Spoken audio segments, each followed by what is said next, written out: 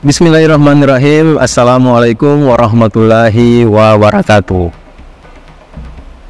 Alhamdulillahirrabbilalamin. Allahumma salli ala Sayyidina Muhammadin wa ala alihi wa sahbihi wa salim ajmain. Alhamdulillah, kami dari Yayasan Rubatul Khairat Kota Ternate di bawah pimpinan Al-Habib Abdurrahman bin Kamil As-Sadaf. Sementara ini kami lagi membangun gedung pondok pesantren Rubatul Khairat Madrasah Al-Ulya yang sementara dibangun, ya. Gedung lantai 3. Kami sangat membutuhkan dana infak dan sedekah dari jamaah bapak-bapak dan ibu-ibu. Bagi yang mau berinfak untuk melanjutkan pembangunan gedung pondok pesantren, bisa ditransfer di rekening Bank Syariah Indonesia atas nama Yayasan Rubatul Khairat. Nomor rekening 723563956. Terima kasih.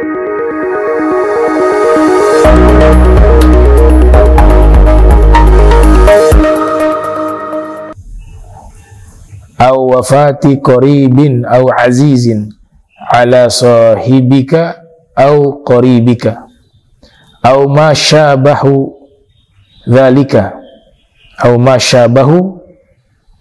dzalika fayahsunu bika an tulattifa waka'al khabari ala man tukhbiruhu bihi wa tumahhida lahu tamhidan yukhaffifu nuzul al-musabi alaihi fataqulu fi man tukhbiru an wafati mathalan balagani anna fulana kana maridan marada syadida wa zadat haluhu shiddatan wa sami'tu annahu tufiya rahimahullahu ta'ala. Kita sampai ke adab yang ke-26.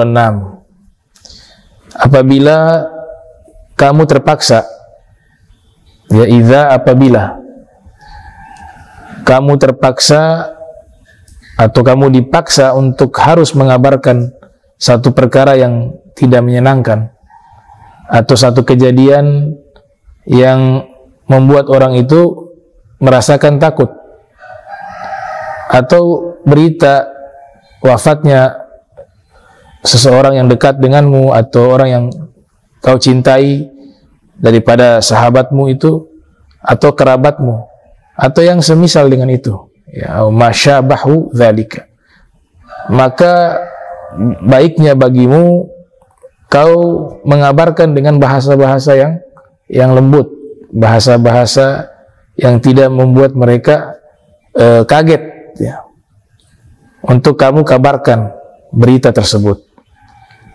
Dan kamu memulai berita tersebut atau kabar tersebut, sebelum menyampaikan kepada kabar itu, kamu awali dengan bahasa-bahasa yang baik, bahasa-bahasa yang membuat mereka sabar. Jadi ada kata pengantar dulu sebelum kita langsung mengabarkan berita inti yang isinya tidak menyenangkan, seperti kabar orang yang wafat, kabar hal-hal yang tidak menyenangkan, maka diawali dulu dengan kata pengantar yang baik. Itu daripada adab yang diajarkan oleh musannif. Yukhaffifu nuzul al-musab, untuk meringankan daripada terjadinya orang yang ditimpa musibah, untuk meringankan orang yang ditimpa musibah maksudnya. Fataqulu fi man tukhbiru an wafatihi masalan, ya, seperti contoh kamu mengabarkan pada orang yang wafat. Kamu kabarkan kepada seseorang terkait ada seseorang yang wafat yang mungkin dekat dengan orang tersebut. Maka caranya kau sampaikan bahwa si fulan itu sakit, kemudian saat ini meninggal dunia. Nah, adabnya itu sebutkan nama terlebih dahulu. Itu, jadi fulan bin fulan meninggal dunia. Nah, sehingga orang itu tidak kaget. Jangan kita menyatakan kamu belum dengar kabar? Ada yang meninggal tadi.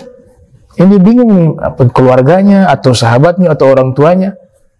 Sehingga musannif mengajarkan kita sebutkan nama orang yang meninggal itu terlebih dahulu. Fulan bin Fulan ini meninggal dunia begini gitu. Jangan tanya kembali ke orang yang tidak tahu. Nah, itu ada yang meninggal. Itu ente kenal tuh orangnya tuh, dekat tuh. Siapa? Biasanya panik tuh. Nah, maka di sini dikatakan kasih sebut nama almarhum terlebih dahulu. Dan hal itu akan menghilangkan wazadat haluhu syiddah. Kalau kita kabarkan secara tiba-tiba tanpa menyebut nama orang yang meninggal itu akan menambah keadaannya itu bertambah buruk kalau dia sakit.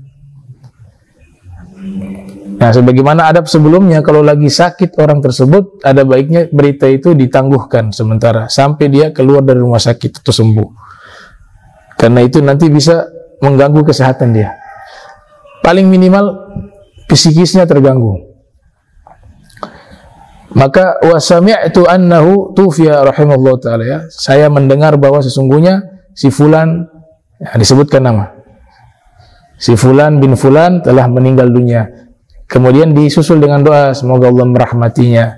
Nah, kita di Indonesia sudah bagus tuh, ada mendengar orang meninggal, inna lillahi wa inna ilaihi raji'un. Itu baik sekali. Ya, al-istirja namanya. Al-istirja. Dan itu bagian dari doa. Ya, Allahumma gfir lahu warhamhu, ditambah lagi begitu bagus. Ya Allah, ampunilah dosa dia, rahmatilah dia.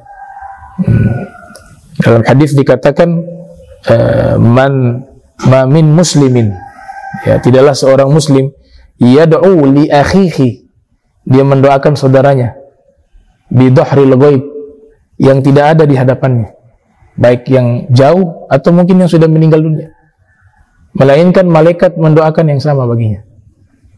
Itu. Jadi ketika dia doakan orang dengan kebaikan, saat itu juga malaikat mendoakan kepadanya kebaikan.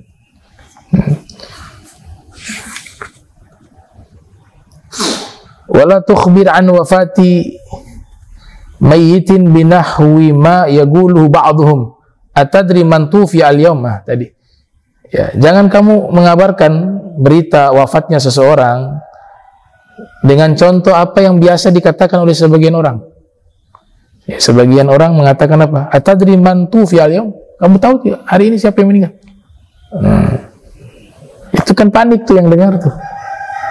Au bigaulika tufi al-yawm fulan, atau ucapannya telah meninggal hari ini si fulan. Ya, artinya di sini beliau kasih contoh, sebut nama dulu, baru setelah itu berita wafat, ya, berita wafat, berita meninggalnya seseorang. Jangan mengabarkan langsung kepada berita wafatnya seseorang tanpa menyebut nama terlebih dahulu. Bal yambagi an tabda'a bismilladzi tukhbiru an wafatihi. Bal yambagi an tabda' bismilladzi tukhbiru, melainkan selayaknya antabda'a, engkau memulai bismi, dengan nama alladzi, orang, tukhbiru, yang kamu kabarkan, an wafatihi, tentang wafatnya dia, qabla dzikri wafatihi, sebelum kamu menyebutkan wafatnya. Jadi nama dulu baru sebutkan wafatnya. Lianna man tukhbiru bidzalika hina tas'aluhu ayadri man tufi al-yawm au taqulu lahu tufi al-yawm yatabadaru fawran ila dhihni al-murawwi'at asy-syiddad, ya, asy-syiddadu, ya, fayugaddiru anna al-wafata waqa'at bi agrabin nasi ilaihi min maridin au kabirin au syabin. Jangan kamu mengatakan sudah meninggal hari ini tanpa menyebut nama. Itu yang mendapatkan informasi itu akan segera terlintas, ya, yatabadar, dia segera fauran, dengan cepat terlintas ila dhihnihi, di dalam benaknya, bahwa akan muncul rasa takut yang amat sangat atau kaget yang amat sangat dengan berita tersebut, sehingga terlintas bahwa yang meninggal ini adalah orang-orang terdekatnya, bisa saudaranya, orang tuanya dan sebagainya. dengan sebab orang yang sakit itu atau orang yang sudah tua atau yang muda, ya. Min maridin au kabirin au syabin fayatarawwa bihadhihi sighati minka fi su'ali, maka hal tersebut membuat ia takut. Hal itu membuat dia takut dengan sighah, dengan ucapan tersebut darimu, fi su'al, dengan menyodorkan pertanyaan, awil ikhbar, atau memberikan informasi tersebut, asyadda tarwi'i, yang akan membuat dia sangat takut. Kita kalau tiba-tiba kan orang telepon, Assalamualaikum, Waalaikumsalam, ada yang meninggal nih, kita panik juga. Ya. Siapa? Kita kan pasti tanya tuh. Itu. Padahal sunnahnya itu menurut musannif itu kita kabarkan dengan tenang, tidak perlu panik, kemudian sebut nama orang yang meninggal terlebih dahulu. Fulan bin Fulan meninggal dunia. Dan daripada adab juga disebutkan oleh beberapa ulama, itu jangan diposting-posting ya foto-fotonya, apalagi yang meninggalnya mungkin ada kecelakaan atau lain sebagainya. Itu adab juga ya, itu privasi sekali ya. Kenapa disunahkan segera dikuburkan? Untuk tidak terjadi fitnah. Nanti kalau ada bau busuk, mulai ini orang-orang punya prasangka ini jangan-jangan begini, jangan-jangan begitu ya. Nah, makanya disegerakan jenazah itu dikuburkan ya. Dan hukumnya haram bagi orang yang memandikan jenazah menceritakan aib dari jenazah tersebut. Hukumnya dosa besar. Wa kana Nabi sallallahu alaihi wasallam, Rasul sallallahu alaihi wasallam memberikan pesan tuh, uzkuru mahasina mautakum wa kufu an masawihim, sebutkanlah yang baik-baik dari orang yang meninggal di antara kalian, dan cegahlah lisan kalian dari menyebut keburukan-keburukan mereka.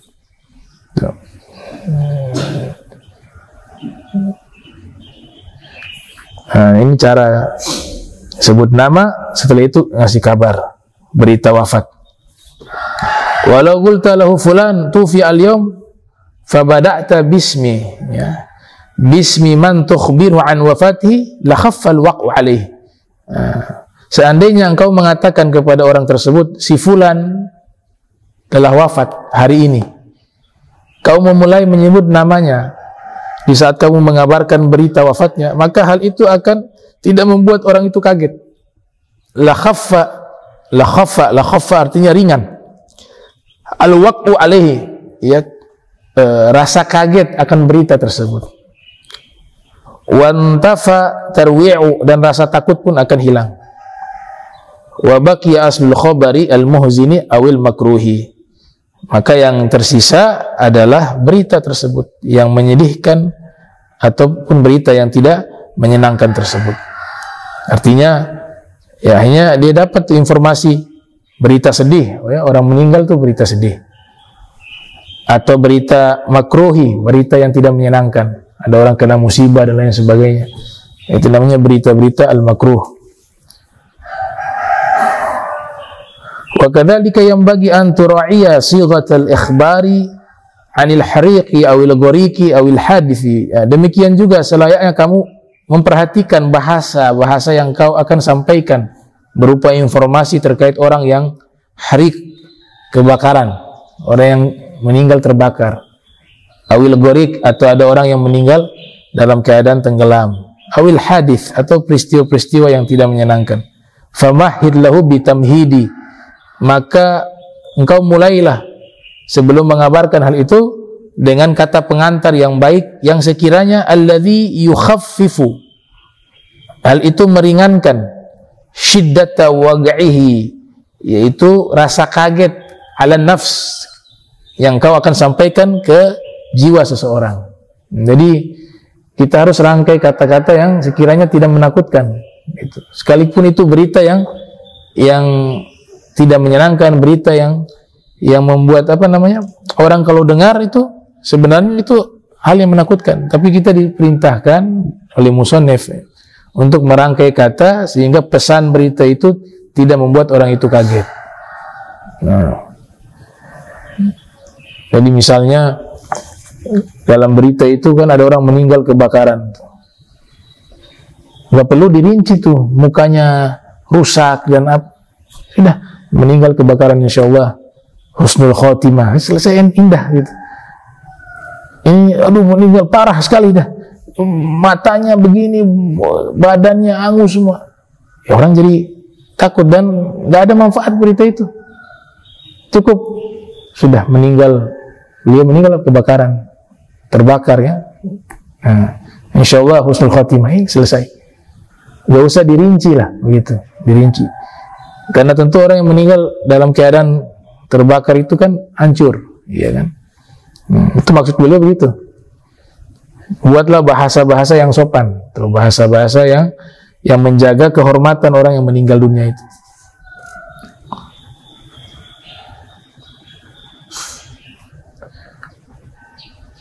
Wadhkur ismal musabi bihi mutalatifah, dan sebutlah nama orang yang terkena musibah dengan lembut, dengan penuh adab, mutalatifah. Wala tasukka sam'a sahibik, jangan kau menyampaikan berita yang orang tersebut mendengar itu kaget dengan berita yang kamu sampaikan. Au goribik, atau kerabatmu, au mujalasik ya, atau teman-teman dudukmu, bil khabari al mufji'i, dengan berita yang menakutkan. Sokkan ya, satu berita yang menakutkan, yang membuat kaget. Sokka ini sokka ya, sokka itu artinya sokka ya suku, bisa artinya memukul dengan keras, bisa artinya menutup, bisa artinya membuat kaget ya. Kalau dalam konteks ini membuat kaget, berita yang membuat kaget ya, ibaratkan seperti memukul. Fa inna ba'dal qulubi yakunu tahammuluha dha'ifa, kan maka sesungguhnya sebagian hati-hati manusia itu ada yang memang tidak mampu mendengar berita-berita semacam itu, sebab lemah, dha'ifa. Farubbama ta'adda bil khabari mufji'i asyaddal adha, dan ada kalanya berita-berita yang menakutkan tersebut yang dia sampaikan dengan tidak baik, maka berita yang menakutkan itu justru lebih menyakitkan baginya. Warubbama yus'aqu ba'dul afradi bidzalika, dan kadang-kadang bisa membuat sebagian orang itu terkejut. Au yugma alaih, dan juga ada kadang-kadang pingsan. Dapat berita-berita yang mengagetkan, dia pingsan. Ini yang salah yang kasih kabar. Coba dia kasih kabar dengan tenang ya.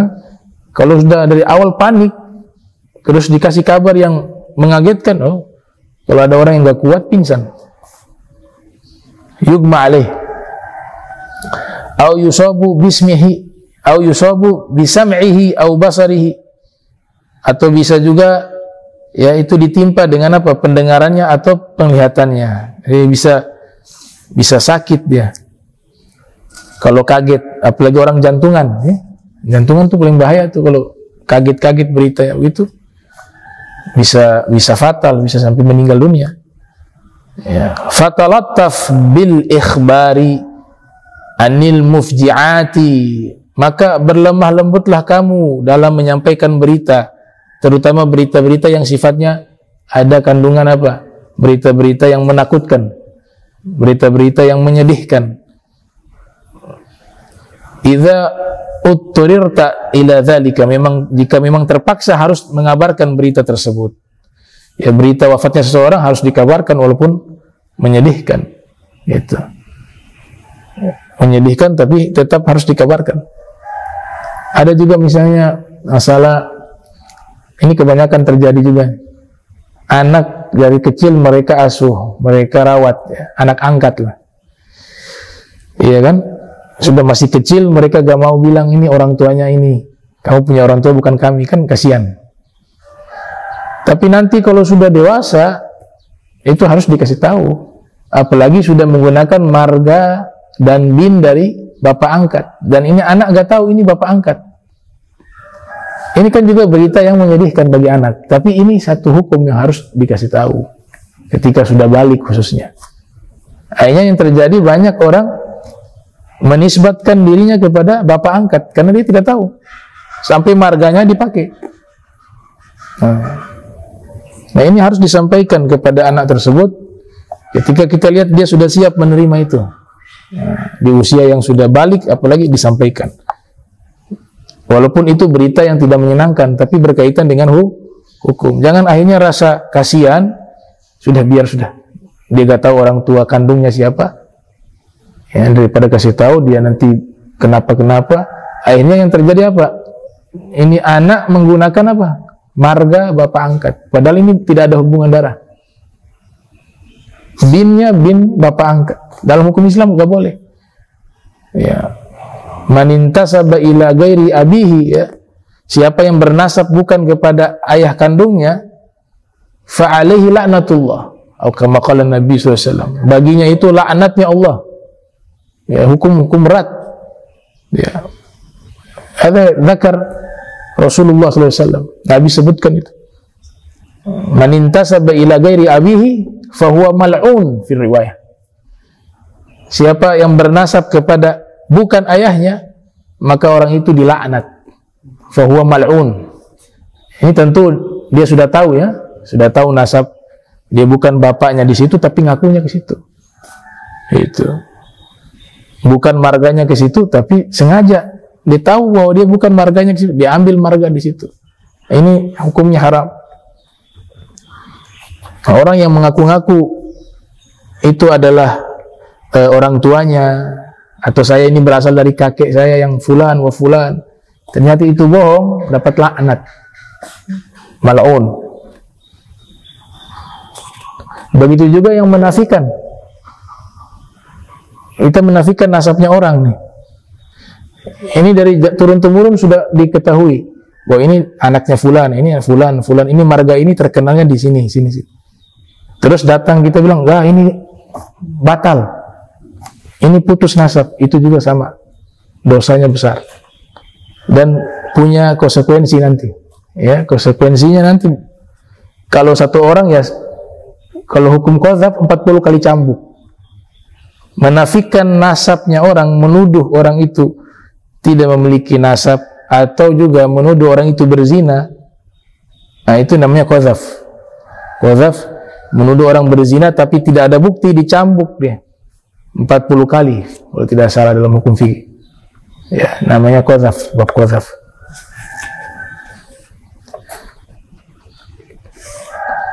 Wa tahayyan al-waqta al-mulaim lil ikhbarihi idza kana hunak da'in lil ikhbar.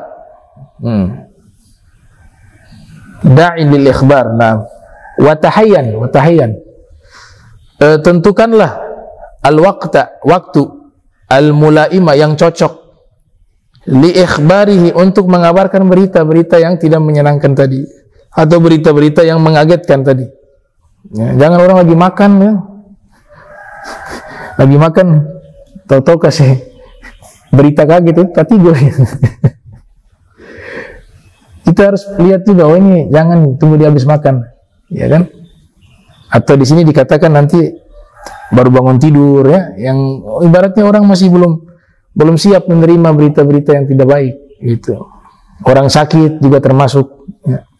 Maka di sini dikatakan tentukanlah waktu yang cocok untuk mengabarkan, idza kana hunaka da'in lil ikhbar, jika memang ada di sana itu orang yang ingin mengabarkan berita tersebut.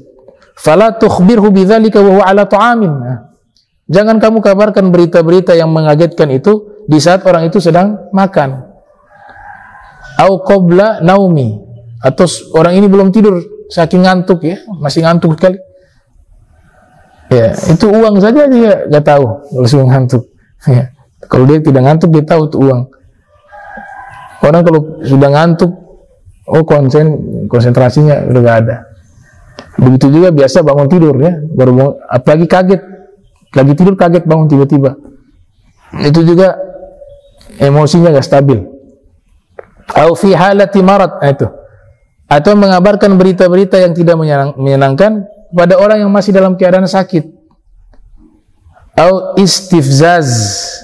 Ya, istifzaz, ya, semisal itulah orang-orang yang memang gak senang ada berita-berita yang tidak menyenangkan.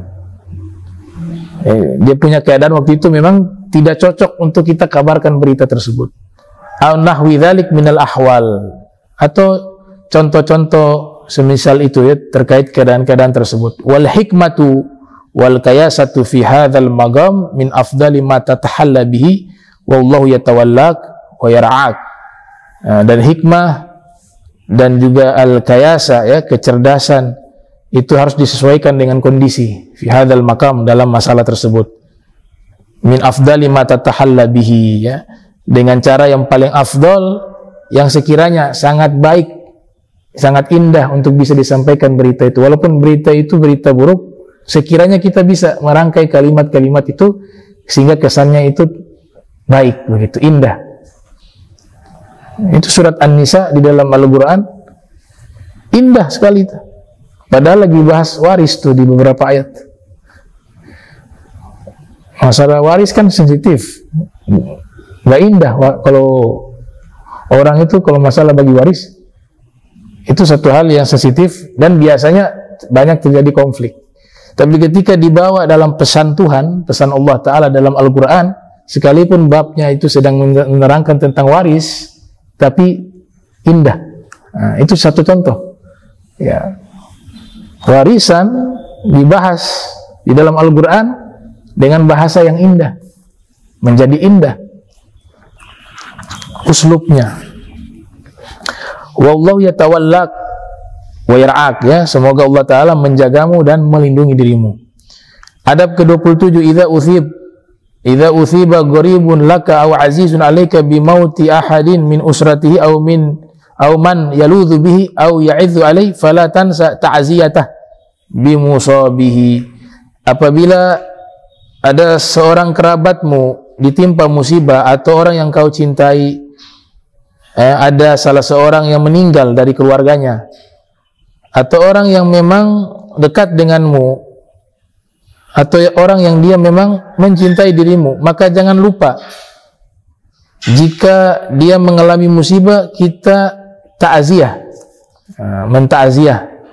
Ta'aziyah artinya menghibur hatinya, pahalanya sangat besar. Fil hadis qala Nabi sallallahu alaihi wasallam, man azza musaban falahu mithlu ajrihi. Siapa yang mentakziah orang yang ditimpa musibah, maka dia mendapatkan pahala yang sama dengan orang yang ditimpa musibah. Jadi kalau musibah di sini, takziah ini bukan hanya orang yang meninggal ya. Takziah ini ada orang kena musibah, itu sunnah kita mentakziah, menghibur hatinya. Jadi bukan konotasinya hanya kepada orang yang meninggal. Nah, walaupun memang yang meninggal ini termasuk musibah yang paling besar. Ada orang keluarganya yang ia cintai meninggal dunia, orang tua kah, anak kah, saudaranya meninggal dunia, itu musibah ya. Jadi musibah, apa itu musibah? Itu segala sesuatu yang tidak menyenangkan yang menimpa orang-orang muslim disebut musibah. Musibah artinya apa? Segala sesuatu yang tidak menyenangkan yang menimpa orang-orang muslim disebut musibah. Kalau orang-orang jahat disebut azab. Diceritakan dalam Al-Quran ya, kaum Ad wa Tsamud ya, itu mengingkari hari kiamat. Fa amma Tsamud fa uhliqu bitaghiyah wa amma 'adun fa uhliku birihin sarsarin 'atiyah sakharaha 'alaihim sab'a layalin wa thamaniyata ayyamin husuma fataral qauma fiha sar'a ka'annahum a'zazu nakhli khawiyah ya, fahal tara lahum min baqiyah. Allah Ta'ala kabarkan di surat Al-Haqqah, kamu lihat bagaimana kaum Tsamud dibinasakan dengan teriakan malaikat, kaum Ad dibinasakan dengan ditiupkan angin yang sangat dingin yang menimpa mereka. Sakhara alim sab'a layalin wa thamaniyata ayyam, 7 malam 8 hari khusuma, secara terus menerus angin itu tidak henti-hentinya sampai mereka mati bagaikan batang pohon korma kering yang lapuk. Nah ini bukan musibah, azab. Karena dari awal mereka mengingkari, mereka durhaka kepada Allah. Nah, jadi kalau musibah konotasinya itu kepada orang muslim, orang yang baik. Bisa berupa teguran, bisa berupa mengangkat derajat, bisa berupa apa? Pengampunan dosa lewat musibah. Jadi segala sesuatu yang tidak menyenangkan hati seorang muslim itu namanya musibah. Nah, pernah Nabi kita Muhammad sallallahu alaihi wasallam lampunya padam. Lampu zaman dulu kan pakai minyak, padam. Waktu itu di rumahnya Sayyidah Aisyah. Ketika lampu itu padam, Nabi mengucapkan kalimatul al-istirja'. Inna lillahi wa inna ilaihi raji'un. Kemudian Sayyidah Aisyah mengatakan, Rasulullah, ini kan hanya mati lampu. Kata Nabi, segala sesuatu yang tidak menyenangkan itulah musibah. Makanya Nabi membaca kalimat itu. Jadi kalau kita mati lampu baca itu, Inna lillahi wa inna ilaihi raji'un. Itu musibah juga. Karena lawan dari musibah ni'mah. Nikmat kalau dicabut namanya musibah. Ada maqalah ulama, laisal musab man farakal mahbub. Laisal musab man farakal habib, walakin musab man hurimas sawab. Laisal musab man farakal habib, walakin musab man hurimas sawab. Bukan musibah orang yang terpisah dengan kekasihnya, akan tetapi musibah yang sesungguhnya orang yang diharamkan kebaikan, as-sawab. Al-Habib Abdul Qadir bin Ahmad As-Sagaf. Musibah lainnya apa? Ada musibah dalam bahasanya musibah, tapi maknanya azab tadi. Orang yang hatinya penuh dengan kekotoran hati, penyakit hati, itu musibah besar. Ada sombong di situ, ada hasud. Kenapa ini disebut musibah besar juga? Atau dalam tanda kutip azab? Ya karena kalau meninggal dunia bahwa ini penyakit-penyakit hati ini, ya dia tidak selamat. Di akhirat dia tidak selamat. Nah sebaliknya orang yang hatinya bersih, mereka yang selamat. Yauma yanfa'u malun wala banun illa man ata Allah biqalbin salim. Orang yang selamat di hari kiamat yang hatinya selamat. Al-Habib Abdullah Al-Haddad pernah mengatakan, man hafidhal fuad amina minal fasad, wa man hafidhal jawarih amina minal jawaih. Siapa orang yang selalu menjaga hatinya, selalu bersih, hatinya selalu baik, dia sibuknya apa? Menjaga hati, maka dia akan aman dari kehancuran. Dan siapa yang menjaga tubuhnya dari maksiat kepada Allah, maka dia akan aman dari berbagai bencana dan musibah. Kata Al-Habib Abdul Haddad. Jadi makna musibah luas ya, musibah. Musibah asal kata musibah itu hanya menimpa orang muslim. Kalau orang-orang kufar yang durhaka kepada Allah, orang-orang yang tidak baik, orang-orang yang jahat, kaum Fir'aun, kaum Tsamud, kaum 'Ad, sebagaimana yang disebutkan dalam Al-Quran, itu disebut musibah, tapi maknanya azab. Ada bahasa lainnya namanya nikmah. Nikmah, lawan dari ni'mah. Nikmah artinya azab. Qala Ibnu Mas'ud, an-nu'as fil ghazwa ni'mah. Ngantuk di saat mau berperang itu nikmat. Ya. Biasanya orang kalau mau berperang itu kan dia punya adrenalin tuh tinggi, rasa takut ya, sehingga sulit tidur. Tapi kok bisa ada orang ngantuk tidur, itu luar biasa. Itu nikmat. An-nu'as fil ghazwati ni'mah. Sahabat-sahabat Nabi waktu perang Badar, menjelang perang Badar, itu di malam harinya sebelum perang itu tidur semua nyenyak. Tapi yang musuh ini nggak bisa tidur. Takut kan, ada rasa takut. Allah masukkan rasa takut dalam hati mereka. tidur semuanya, tidur enak, sehingga waktu bangun mereka segar. Yang di sana musuh begadang, nggak bisa tidur. Jadi pikiran itu dia punya pikiran tidak fresh, fisik juga tidak fresh. Dari situlah keluar lafaz an-nu'as fil ghazwa ni'mah. Kalau tidak salah Abdullah bin Mas'ud atau yang lainnya ya, ada dalam kitab As-Sirah An-Nabawiyah li Ibn Hisham. Tidur di saat mau berperang nikmat. Tapi di saat mau sholat, ketika dalam sholat, nikmah, azab. An-nu'as fil ghazwati ni'mah, wan nu'as fil sholati nikmah. Tidur menjelang peperangan adalah satu nikmat, tapi ngantuk atau mau tidur di saat sedang sholat itu adalah azab. Ya, karena lagi sholat menghadap Allah kok sempat ngantuk, tidur lagi. Ya. Ada orang tidur waktu sujud, ada.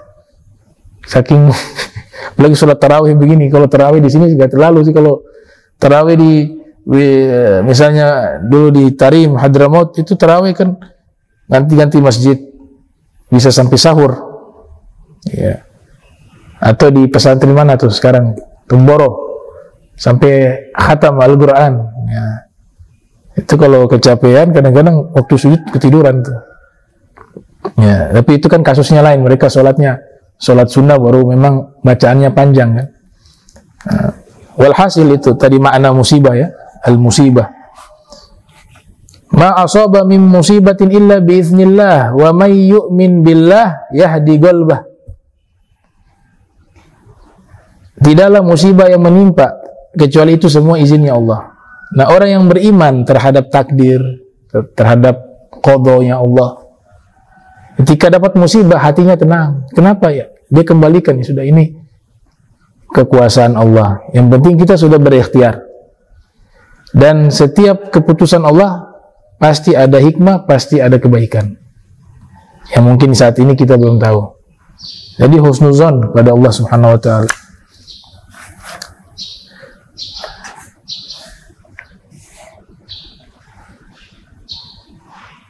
Wala tubti biha wa adhir lahu musyarakah fi asahu wa huznihi fa inna dzalika min haqqil gharabati wa sadaqati. Jangan kamu lambat dalam mentakziah, dan tampakkanlah kepada orang yang tertimpa musibah bahwa engkau ikut serta dalam rasa sedih, fi asah, ya, rasa tidak enak dan rasa sedih itu, tampakkan itu. Jangan datang takziah di rumah orang ketawa-ketawa, cerita lucu-lucu. Bukan tempat. Ini orang lagi berduka nih. Sama kayak ngantar jenazah. Jangan ketawa di situ. Ya, jangan ketawa. Di situ ngambil nasihat. Satu saat kita yang masuk, kita yang dikuburkan, kita yang diantarkan jenazahnya. Ya, Imam Hasan Al-Basri mengatakan, orang yang ketika mengantar jenazah ke kuburan, kemudian di saat itu tertawa karena cerita lucu dan sebagainya, maka itu alamat hati orang ini sudah mati. Kata Imam Hasan Al-Basri, ya, kafa bi mautil wa'idhah, kata Rasulullah SAW, cukup kematian itu memberikan nasihat. Ya, nahaitukum an ziyaratil kubur, dulu saya larang kalian ziarah kubur. Fadhruha, tapi sekarang ziarahlah kuburan. Fa innaha tudzakirukumul akhirah, karena menziarahi kuburan membuat kalian ingat alam akhirat. Itu pesan Rasul sallallahu alaihi wasallam. Ikut serta dalam kesedihan. Fa inna dzalika min haqqil garabah wa sadaqah, karena hal itu berkaitan dengan hak kekerabatan dan hak persahabatan. Wal Islam, dan hak di dalam agama Islam. Wa in amkanaka tasyi'ul mayyit ila mathwah al-akhir faf'al.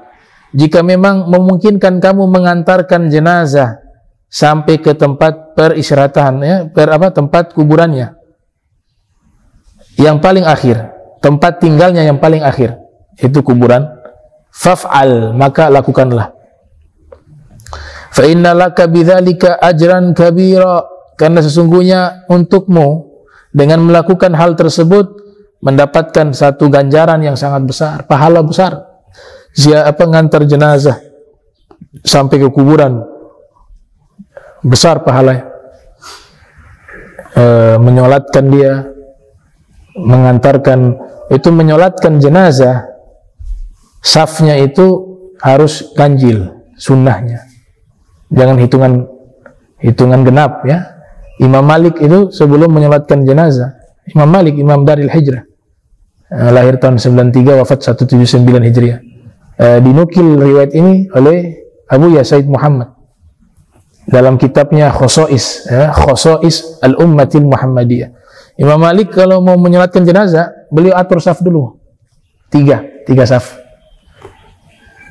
Kalau lebih dari itu, banyak orang diatur hitungan ganjil. Itu. Setelah itu disolatkan. Dan beliau tunggunya 40 orang dulu. Karena ada hadis mengatakan, ma min muslimin yamut wa yusalli alaihi arba'una rajulan minal muslimin illa aujabat lahu al-jannah. Atau kama qala Nabi sallallahu alaihi wasallam. Tidaklah seorang muslim meninggal dunia kemudian disolatkan kepadanya 40 orang dari orang-orang muslim, melainkan Allah wajibkan baginya surga. Makanya para ulama itu selalu cari momentum ketika jamaah sedang banyak, mereka solatkan jenazah. Karena hadis mengatakan dalam riwayat, kalau makin banyak yang menyolatkan makin baik. Paling minimal 40 orang. 40 orang dalam riwayat. Ya, kalau kurang dari itu, ya nggak masalah. Tapi fadilahnya itu disebut dalam hadis minimalnya 40 orang. Setahu saya 40 orang, paling sedikit. Kita beruntung orang yang meninggal hari Jumat ya. Apalagi meninggalnya pagi, mau dikuburkan nanti ba'da zuhur misalnya. Itu kan habis sholat Jumat banyak tuh jamaah. Beruntung lagi yang di Tanah Suci itu. Ya, itu masjidnya setiap saat ramai. Itu di Masjidil Haram, Masjid Nabawi, setiap sholat 5 waktu ada sholat jenazah. Itu bukan sholat gaib, itu memang orang meninggal 5 waktu. Gitu. Nah, saya pernah lihat tuh jenazahnya ditaruh di tempat khusus tuh. Jadi habis sholat 5 waktu, pengumuman ada sholat jenazah. Saat itu langsung sholat jenazah. Awalnya pikirnya sholat gaib, ternyata enggak, itu sholat jenazah, jenazahnya ada. Karena tadi mereka ingin mengambil fadilah tersebut. Ya, disolatkan oleh banyak kaum muslimin, itu dapat garansi dari Nabi Muhammad SAW bahwa diberikan jaminan surga insyaallah. Ini bab fadilah ya, fadilah. Artinya tidak mutlak. Tapi kebanyakan orang yang disolatkan oleh banyak orang itu alamat meninggalnya husnul khatimah. Wa mau'izatan balighatan shamitatan, dan ikut mengantarkan jenazah ke kuburan itu menjadi tadi mau'izatan, jadi satu nasihat, balighatan yang sangat dalam, shamitatan yang membuat kita terdiam, wa darsan yu'arrifuka wa yudhkiruka bil masir al mahtumi li kulli makhluqin, dan mengantarkan jenazah ke kuburan dan kita ziarah ke kuburan itu menjadi satu pelajaran. Darsan yu'arrifuka, yang akan memberitahukan kepadamu dan mengingatkan dirimu, itulah tempat kembalimu yang pasti akan kamu tinggal. Likulli makhlukin, untuk seluruh makhluk. Seluruh makhluk meninggal, termasuk malaikat pencabut nyawa juga akan meninggal juga. Yang enggak ada mati itu al-hayyu al-qayyum. Al-qayyum itu as-somad. Kalau di surat Al-Ikhlas, qul huwallahu ahad, Allahu somad. Apa itu Allahu somad? Allahu al-qayyum, berdiri dengan sendirinya, al-qaimu binafsihi, enggak butuh kepada apapun. Sahabat Abu Hurairah, Sayyidina Abu Hurairah itu menafsirkan as-somad, artinya adalah Allahu la yahtaju ila kulli syai'in. Allahu la yahtaju ila kulli syai'in wa kullu syai'in yahtaju ilaihi. Allah tidak butuh kepada segala sesuatu, namun segala sesuatu butuh kepada Allah Subhanahu wa taala. Itu namanya As-Samad. Artinya persis dengan Al-Qayyum. Persis Al-Qayyum. Al-Ghaimu bi nafsihi. Allah itu berdiri sendiri. Artinya apa? Tidak butuh kepada apapun. Allah menciptakan semua ini bukan karena Allah butuh. Kalau makhluk membuat sesuatu ada kebutuhan. Beda ya dengan Al-Khaliq ya. Kalau makhluk membuat sesuatu ada kebutuhan. Kita pakaian ya butuh, nutup aurat untuk melindungi dari panas. Rumah kita butuh ya, tempat untuk berlindung, tempat untuk istirahat, tempat untuk terlindung dari angin, dari hujan, dari panas. Itu makhluk. Jadi makhluk membuat sesuatu karena butuh. Beda dengan Allah. Allah menciptakan sesuatu, Allah tidak butuh kepada sesuatu itu. Memang Allah butuh nih langit bumi? Enggak. Langit bumi enggak ada juga. Enggak ada masalah bagi Allah. Seperti kita, Allah ciptakan untuk menyembah kepada Allah. Wa ma khalaqtul jinna wal insa illa liya'budun. Tidaklah Allah ciptakan jin dan manusia kecuali untuk beribadah kepadaku. Nah, ibadah kita kepada Allah tidak ada manfaat bagi Allah. Allah ciptakan kita untuk beribadah kepada Allah. Semua nih, manusia, jin, gak menambah sesuatu apapun dari Allah.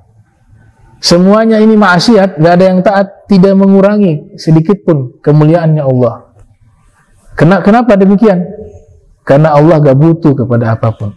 Kita yang butuh ibadah kepada Allah. Itu dalam ilmu kalam begitu bahasanya. Al-Ghaimu bi nafsihi. Baca kitab yang paling bagus tuh, ringkasan Nazom Tauhid yang paling bagus. Ringkas padat. Al-Kharidah Al-Bahiyah. Karangan Syekh Ahmad Ad-Dardiri. Selain Aqidatul Awam yang terkenal, kitab itu akidah ahli sunnah wal jamaah yang paling dasar itu. Hanya beberapa bait syair saja, mudah untuk dihafal. Judulnya Al-Kharidah Al-Bahiyah. Karangan Syekh Ahmad Ad-Dardiri. Baik. Wa kanat fi hayatika li idhatun fa anta al-yawma au idh minka hayyan ya, au idh minka hayyan, au azu minka hayyan, au azu minka hayyan, fa anta al-yawma au azu minka hayyan. Dan adalah di dalam hidupmu ada nasihat-nasihat untukku, maka engkau hari ini adalah satu nasihat yang paling ampuh darimu, yaitu kehidupan. Nah, kita yang hidup ketika hadir ke pemakaman, itu kan jadi nasihat. Nasihat bagi kita yang paling dahsyat itu adalah kita masih hidup. Apa yang kita lakukan nih? Allah masih kasih kesempatan kita hidup, sedangkan orang yang kita antarkan sudah meninggal. Itu yang dimaksud dalam hadis Nabi, cukuplah kematian menjadi nasihat. Qala sayyiduna Rasulullah sallallahu alaihi wasallam, haqqul muslim 'alal muslim khamsun. Haknya sesama kaum muslim ada 5. Raddus salam, menjawab salam. Kalau ada orang mengucapkan salam, kita harus membalas salamnya, raddus salam.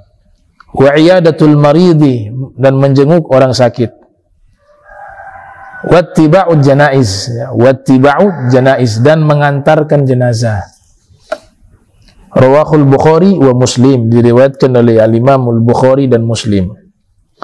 Wa qala sallallahu alaihi wa alihi wasallam, udu al-marda wattabi'u al-janaiz tudzakirukum al-akhirah. Rawahu Al-Imam Ahmad, yang lahir tahun 164, wafat 241 Hijriah. Rasulullah sallallahu alaihi wasallam bersabda, jenguklah orang-orang sakit. Al-marda, al-marda jamak dari al-marid, Al-marid jamanya al-marada.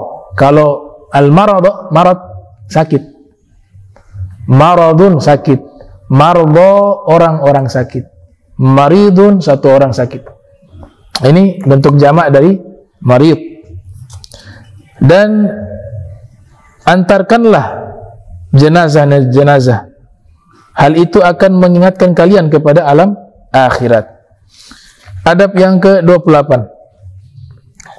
Inda ta'ziyatika wa muwasatika akhaka au qaribaka au ahada ma'arifika bi musabihi yustahabbu an tad'uwa li akhika al-mayyit bimithli ma da'a sayyiduna Rasulullah sallallahu alaihi wasallam li Abi Salamata radhiyallahu anhu hina tufiya.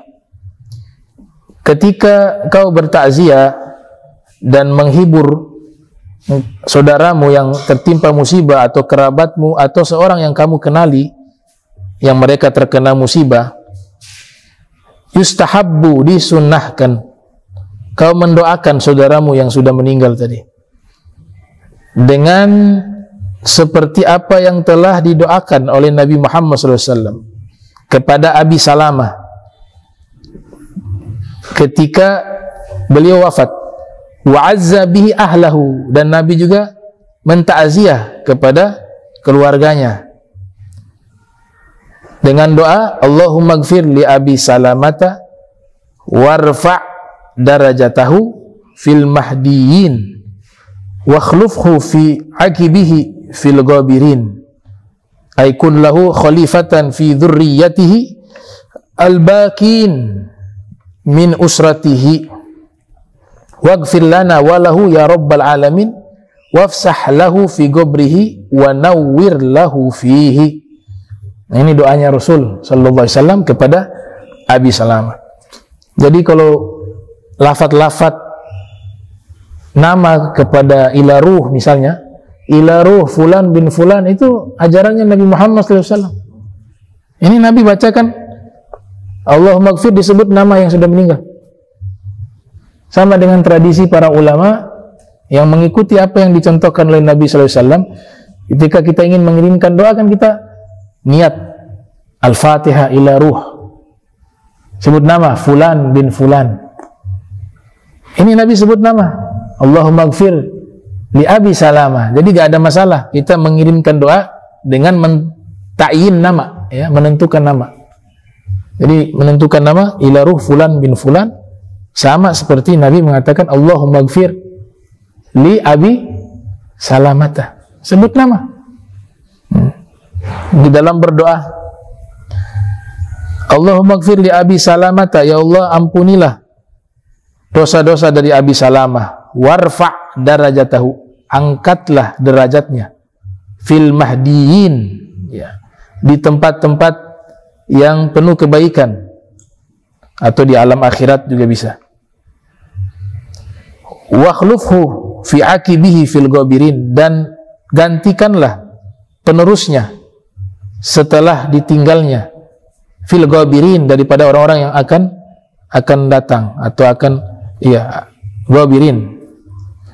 Ai kun lahu khalifah, yang dimaksudkan di sini jadikanlah untuknya pengganti, fi dzurriyyatihi, daripada anak turunannya, al-bagin, yang akan datang, yang akan eksis, min usratihi, dari keluarganya. Waghfir lana walahu ya rabbal alamin, ampunilah kami dan untuknya wahai pencipta alam semesta.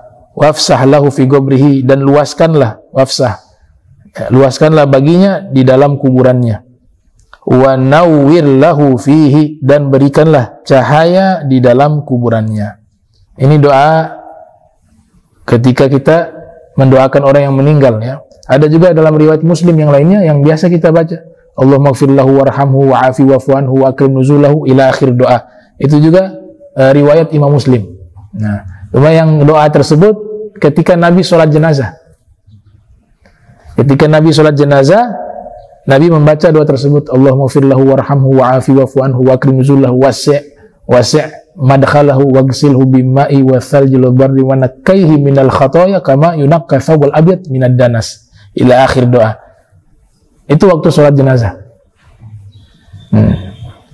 Jadi doa itu sampai kepada orang meninggal, ijma', sepakatan, nggak ada yang menyelisih. Karena kalau tidak sampai, ngapain sholat jenazah yang isinya doa?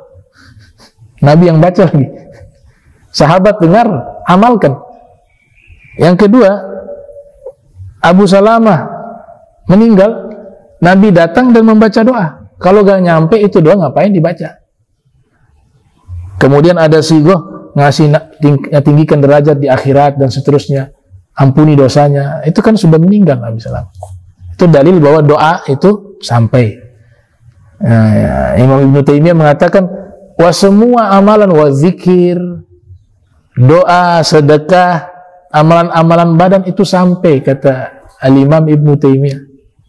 Tasilu ilaihim, kata beliau dalam fatwa beliau. Semua itu sampai kepada mereka. Kalau doa sudah sampai, ya apa bedanya dengan zikir? Apa bedanya dengan membaca Al-Quran? Ya. Sayyid Abdullah Al-Gummari bahkan menulis kitab khusus tentang sampainya pahala membaca Al-Quran kepada orang yang meninggal dunia, dengan judul Tawdihul Bayan li wusuli thawabi qiraatil Quran lil amwat. Ya. Tawdihul Bayan li wusuli thawabil Quran lil amwat, ya. Ada cetakan lain disebut Tawdihul Bayan li wusuli thawabil Quran lil amwat. Penjelasan yang sangat jelas dan lugas sampainya pahala membaca Al-Quran kepada orang yang sudah meninggal dunia. Itu judul kitab karya Sayyid Abdullah bin Siddiq Al-Gummari. Begitu juga Imam Ibnul Qayyim menjelaskan hal yang sama di dalam kitab Ar-Ruh, yang lahir 691 Hijriah, wafat 751 Hijriah. Dan hadisnya sahih, rawahu Muslim, ya, hadis rawahu Muslim. Wa yahsunu ay yakuna hadithuka ma'al mu'azza fi ma yattasilu bi takhfif waq'il musibati bi dzikri ajriha wa ajri sabri 'alaiha wa anna al-hayata dunya faniyatun munqadiyatun wa annal akhirata hiya darul qarari. Dan yang baik dilakukan ketika kamu berbicara dengan orang yang ditimpa musibah, hal-hal yang berhubungan dengan meringankan kejadian musibah tersebut, dengan menyebut pahala orang yang sabar terhadap musibah atau pahala kesabaran atas musibah tersebut. Dan kehidupan dunia ini sesuatu yang fana, yang akan berakhir. Dan sesungguhnya kehidupan akhirat ia adalah negeri yang kekal. Jadi kita menghibur, tasliyah kepada orang yang ditimpa musibah, kasih semangat dengan ayat Al-Quran kalau bisa. Berikan dia nasihat lewat hadis dan isinya motivasi tadi, semangat. Ya, jangan takziah terus bilang, aduh kasihan suami meninggal ya. Nanti anak berapa? Anak ini, ya siapa yang nafkahin nanti? Ini sekolah sudah mahal lagi.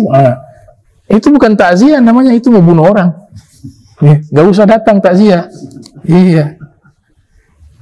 Orang takziah itu ngasih senang hati orang ditimpa musibah.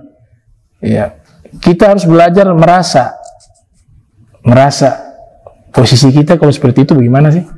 Oh, berarti bahasa yang saya suka waktu itu seperti ini, seperti ini. Kita bisa begitu. Itu kan itu rumusnya para aulia wa sholihin.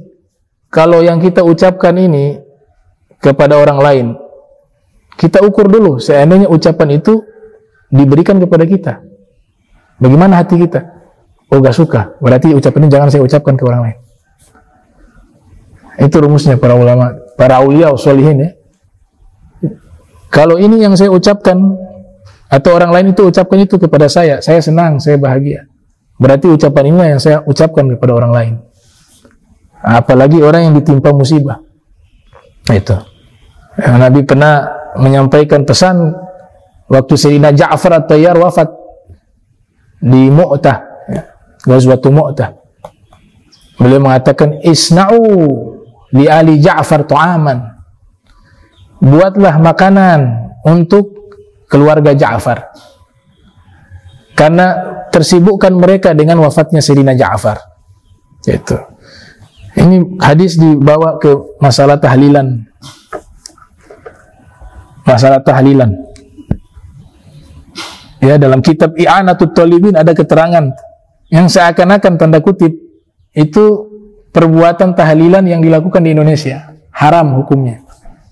Karena menyediakan makanan kepada orang yang tamu yang datang, yang masak orang yang keluarga orang yang meninggal. Nah, maka dikasih keterangan di situ oleh para ulama, maksud hadis tersebut itu Nabi perintahkan untuk orang lain memasak untuk disediakan kepada tamu-tamu yang datang bertakziah ke rumahnya Sayyidina Ja'far. Nah, ulama-ulama kita memahami hadis ini. Biasa yang masak bukan keluarga korban langsung, kerabat-kerabat jauh, tetangga, atau sahabat yang masak. Dan mereka sudah paham bahwa nggak boleh diambil dari uang keluarga atau ahli waris. Biasanya itu uang sumbangan. Ada keluarga jauh yang datang bawa beras, ada yang bawa uang. Dari situlah yang digunakan untuk tahlilan. Nggak ada diambil daripada uang almarhum. Itu yang dipahami oleh para ulama. Kalau itu yang dilakukan haram, kata Dr. Said Ramdan Al-Buti. Wa kadza Imam Said Sato dalam kitab I'anatut Thalibin. Nah, tahlilan yang ada dari dulu diberikan pemahaman demikian. Tuh, kalau di Betawi mereka sudah sediakan itu tempat, ada baskom ditutup dengan kain. Itu orang-orang sudah tahu, di situ dikasih uang. Dari situlah uang itu untuk beli masakan tadi, makanan, bumbu makanan dimasak untuk dikasih makan kepada tamu-tamu dari acara tahlilan tersebut. Nah, itu pembahasan bab fikih panjang lebar ya tentang masalah tersebut.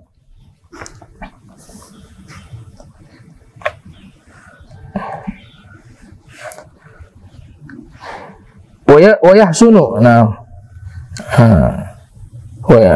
Dan paling bagus juga adalah zikru ba'dil ayatil karimah, menyebutkan sebagian ayat-ayat yang mulia, wal ahadithi asy-syarifah al-madhkurah bidzalika, atau hadis-hadis yang mulia yang menyebutkan tentang hal tersebut. Ini berarti anjuran untuk kita menghafal ya ayat, beberapa ayat yang berkaitan tentang masalah tersebut, atau beberapa hadis ya harus kita hafal tuh sedikit-sedikit tuh. Ya. Jangan hafal di otak lirik lagu, hafal sampai puluhan lagu. Wah, hadis hanya beberapa kan bisa. Ya. Ada hadis yang dikatakan wala taj'alu buyutakum maqabirah. Jangan kalian jadikan rumah kalian seperti kuburan. Ada ulama tasawuf, ya ulama sufi menafsirkan itu artinya jangan jadikan tubuh kalian ini seperti kuburan. Gak ada isi ayat Al-Quran di situ. Tidak ada hafalan hadis di situ. Ya seperti kuburan, gelap kosong. Gelap kosong, gak ada apa-apa dah. Tapi orang yang menghafal ayat Al-Quran, menghafal hadis Nabi, di dalam dirinya ada cahaya. Ada cahaya. Ya, wahlah Nabi yang doakan dalam hadis, nawwarallah atau naddarallahu mra'an sami'a maghalati fawa'aha fa'addaha kama sami'aha. Naddarallahu mra'an sami'a maghalati.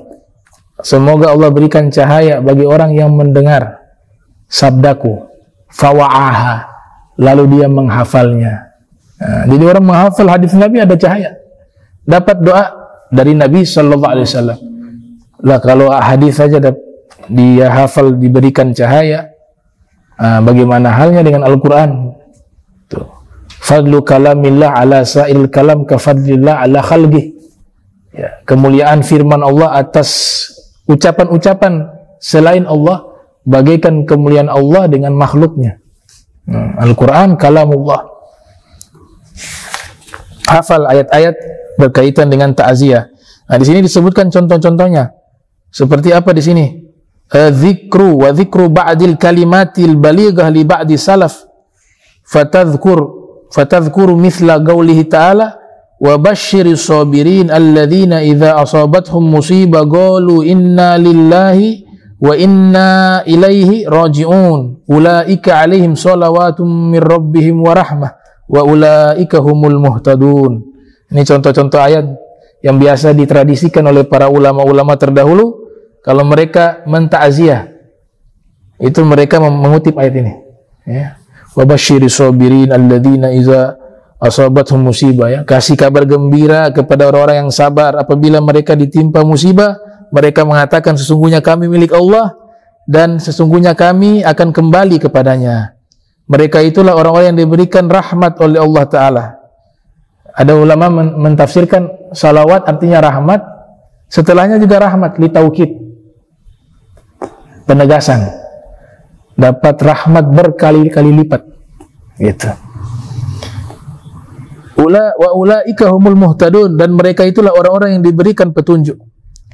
Wa mithla gaulihi subhanahu, begitu juga contoh firman Allah Subhanahu wa taala, kullu nafsin dha'iqatul maut wa innama tuwaffawna ujurakum yawmal qiyamati faman zuhziha 'anil nar, ya, faman zuhziha 'anil nar wa udkhilal jannata faqad faz wa mal hayatud dunya illa mata'ul gurur. Wa mithla qaulihi ta'ala, kullu man 'alaiha fan wa yabqa wajhu rabbika dzul jalali wal ikram. Ya, surat Ar-Rahman ayat 26-27. Tadi sebelumnya surat Ali Imran ayat 185. Wa tadhkur mithla qauli Nabi sallallahu alaihi wasallam. Begitu juga bisa kamu menyebutkan seperti sabda Nabi sallallahu alaihi wasallam, Allahumma ajirni fi musibati wa akhluf li khaira minha. Yaitu, ya Allah, berikanlah aku pahala dengan sebab musibah yang aku terima dan berikanlah ganti untukku yang lebih baik darinya. Itu doa yang diajarkan oleh Rasul sallallahu alaihi wasallam. Wa mithla qaulihi alaihi salatu wasalam, inna lillahi ma akhadha wa lahu ma a'ta wa kullu syai'in 'indahu bi ajalin musamma. Sesungguhnya milik Allah apa yang ia ambil dan untuknya apa yang ia beri, dan segala sesuatu di sisinya sudah ditentukan jatah waktunya, bi ajalin musamma. Itu kalau dibeli produk-produk pakai bahasa Arab, ada tulisan tawilul ajal. Tawilul ajal kalau diartikan secara makna leksikal, makna kamus, panjang ajalnya. Ternyata itu apa kalau bahasa Indonesia? Expired. Kadaluarsa, ya, masa kadaluarsa. Tawilul ajal, ya. Tawilul ajal. Wa mithla qaulihi sallallahu alaihi wasallam fi tawdi'ihi libnihi Ibrahim alaihi salam hina tufiya, innal 'aina tadma' wal qalba yahzanu wa la naqulu illa ma yurdi rabbuna illa ma yurdi rabbana, ya, illa ma yurdi rabbana wa inna bi firaqika ya Ibrahim la mahzunun, ya, la mahzunun, rawahul Bukhari wa Muslim. Atau seperti apa yang Nabi sallallahu alaihi wasallam beliau sabdakan ketika mengucapkan kalimat perpisahan kepada putra beliau, ya, beliau memiliki anak namanya Sayyiduna Ibrahim dari Sayyidah Maria Kiptiyah, ya, meninggal masih anak-anak. Waktu meninggal di kota Madinah Al-Munawwarah, meninggal Sayyidina Ibrahim, Nabi bersabda di sini, sesungguhnya mata meneteskan air mata dan hati menjadi sedih, dan aku tidak berkata kecuali apa-apa yang membuat penciptaku ridho. Dan sesungguhnya kami berpisah denganmu wahai Ibrahim, itu adalah sungguh sangat menyedihkan. Nah, berarti kesedihan itu ketika ada orang dicintai meninggal hal yang wajar. Nah, ini tidak menafikan atau apa, jangan sampai kita salah memahami hadis yang dimana disabdakan oleh Nabi SAW, innal mayyita yu'adzabu bi bukai ahlihi alaih. Ya, innal mayyita, sesungguhnya orang yang meninggal dunia, yu'adzabu, diazab, bi bukai ahlihi alaih, dengan sebab tangisan keluarganya kepadanya. Ada hadis tersebut. Itu di dalam kitabnya Ta'wil Mukhtalafil Hadith, ya, Mukhtalafil Hadith, Ta'wil Mukhtalafil Hadith, Al-Imam Ibnu Qutaibah. Beliau nukil dalam riwayat tersebut dalam kitabnya Asbabul Wurud, kronologis daripada hadis tersebut. Sebelum Nabi sabdakan itu ada kejadian, Nabi lewati pemakaman orang Yahudi. Di saat itu tradisi orang Yahudi, di situ ada Bani Nadir, ada Bani Quraidah, ya.